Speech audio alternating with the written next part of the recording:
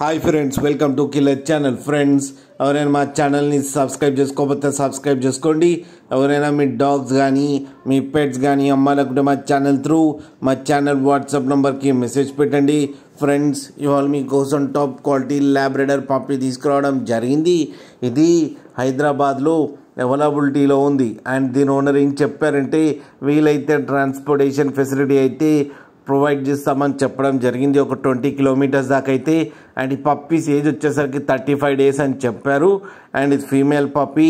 And ఈ female పప్పీకి వచ్చి 7,000 rupees అయితే డిమాండ్ చేస్తున్నారు.